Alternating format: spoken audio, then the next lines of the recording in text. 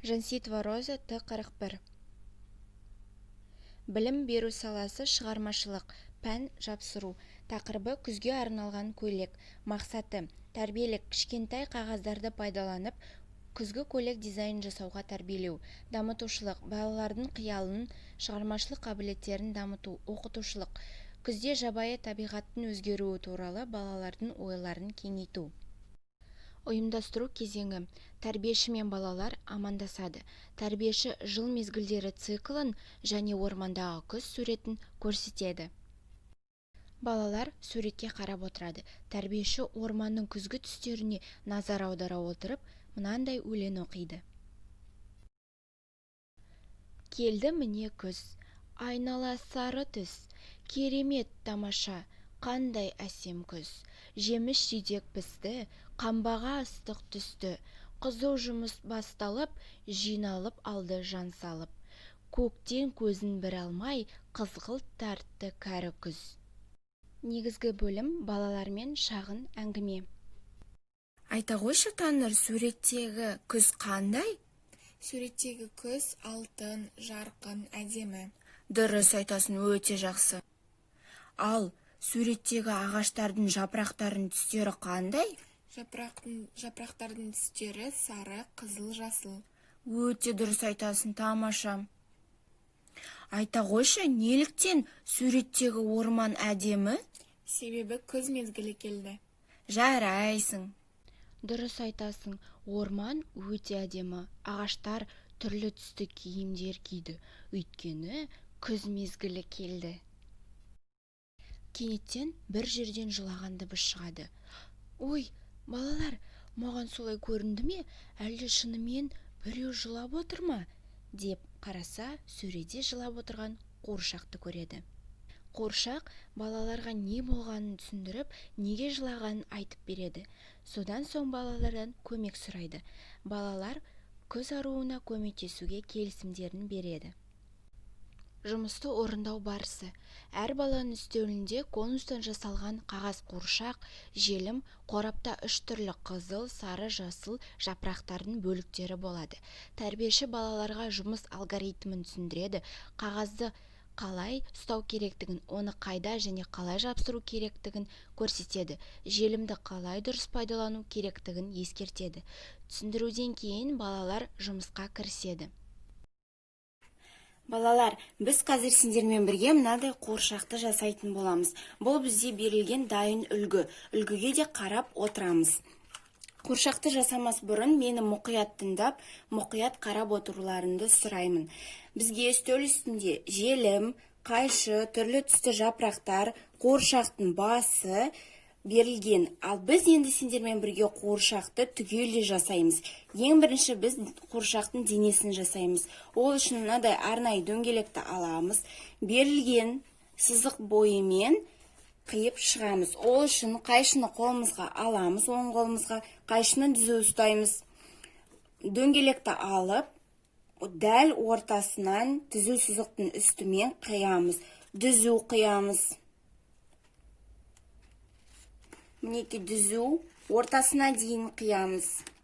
Мінеки қиып алдық. Енді қайшыны қоямыз. Біз мынадай бөлік жасап алдық. Енді біз мынау бөлігін желім дейміз. Ол үшін желімді аламыз. Желіммен ойнамаймыз, балалар. Желімді мынау бөлікке жағамыз. Мінеки мынау бөлігіне ақырындап жағамыз.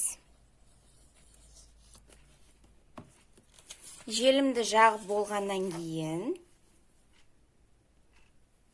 біз бұлай бір-бірімен айқастыру арқылы дөңгелек жасаймыз. Қараңдар.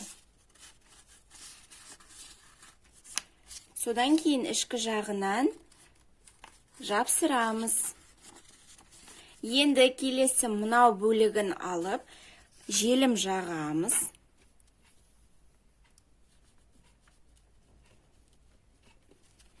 Желім жағамызда дәл осы күйінде мына жерге жабыстырамыз. Мұқият боламыз, әдемілеп жабыстырамыз, клейді төкпейміз. Мінеки балалар, біз осындай конус жасап алдық. Бұл біздің қуыршағымыздың денесі болады. Енді балалар, біз қуыршағымызға мынандай бетін, яғни басын саламыз денесіне. Ол үшін мынау желімді алып, мынау бөлігіне жабыстырамыз. Желімді жағамыз. Содан кейін қуыршақтың денесіне апарып жабыстырамыз. Мінеки былай. Жарты бөлігін ғана.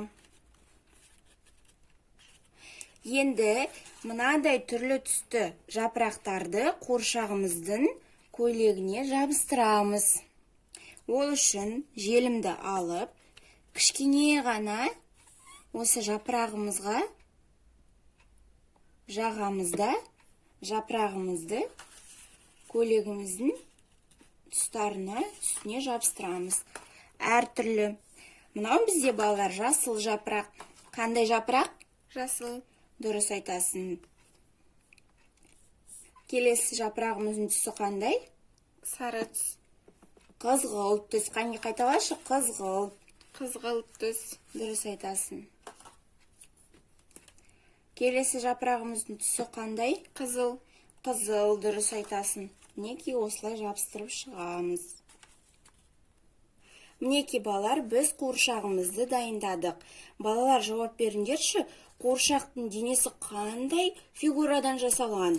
Қуыршақтың денесі дөңгелек фигурасынан жасалған. Өте дұрыс айтасың. Біз қуыршақтың көйлегіне қандай түсті жапырақтарды жабыстырдық? Жапырақтардың түстері қызыл, қызғылт, сары, жасыл. Дұрыс айтасыңдар. Енді барлығымыз қуыршақты жасауға кірісейік.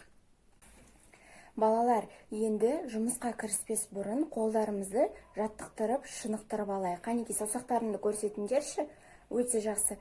Енді үстелдің үстіне қоямыз. Менің артынан қайталаймыз. Қалың орман жолы мен. Топ, топ, топ. Топ, топ, топ. Келеді кірпі томпандап. Балалары үшін ол жүр ғой іздеп саңырау құлақ, саңырау құлақ, саңырау құлақ. Өте жақсы балалар. Енді балалар, өз беттерімізше дәл осындай қуыршақты жасауға кірісейік. Сендердің алдарында керекті құрал жабдықтары тұр. Осы құрал жабдықтарды пайдалана отырып қуыршақты жасаймыз. Ең бірінші біз қуыршақтың денесін жасаймыз. Ол үшін дөңгелекті аламыз, қолымызға қайшыны ұстаймыз, сызық бойымен дүзу қиып шығамыз. Дүзу қиюға тырысамыз. Жарайсыңдар, өте жақсы. Қайшыны қоямыз. Енді дөңгелектің қай бөлігін желімдейміз? Мына жақ бөлігін желімдейміз. Дұрыс айтасың, желімді ала ғой. Желімді не істейміз? Дөңгелекке жағып жабыстырамыз. Жағамыз, енді жабыстырамыз. Қанеки. Енді істеуге кірісейік. Біз қуыршақтың несін жасап жатырмыз? Қуыршақтың денесін жасап жатырмыз. Дұрыс, өте жақсы. Енді екінші бөлігін желімдеп жабыстыр.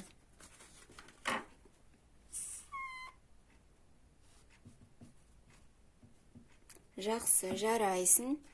Енді желімдей ғой. Сен қуыршақтың дене бөлігін жасап болдың ба?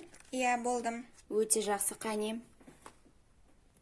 Енді қуыршақтың бас бөлігін жабыстыруға кірісейік. Ол үшін бас бөлігін аламыз. Оны желімдейміз.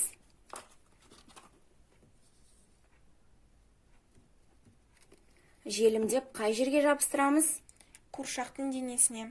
Жақсы, жабыстыра ғой, өте дұрыс.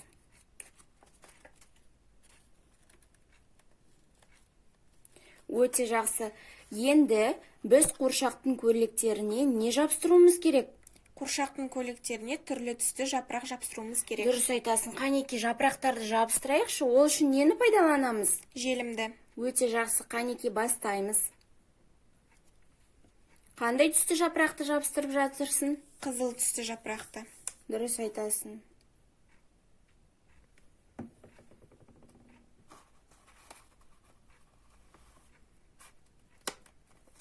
Бұл қандай түсті жапырақ? Бұл жасыл түсті жапырақ. Дұрыс айтасың. Жабыстыра қой, әдемілеп. Дұрыс, өте жақсы. Біз қуыршақтың несін әдемілеп жатырмыз? Көйлегін әдемілеп жатырмыз. Өте жақсы. Жапырақтың түсі қандай? Қызғылт. Қызғылт. Тамаша балалар, міне сендер үлгі бойынша үлгіге қарай отырып, мені тыңдап, мені мұқият қарай отырып, мынадай қуыршақтың бейнесін жасап шықтыңдар. Өте жақсы балалар. Қорытынды бөлім. Сабақ аяқталғаннан кейін тәрбиешім балаларды мақтап, қуыршақпен бірге балалардың көз жұмыстарына тамсана қарайды. Сұрақ-жауап арқылы балалардан кері байланыс жасап, ұйымдастырылған оқу қызметін қорытындылайды.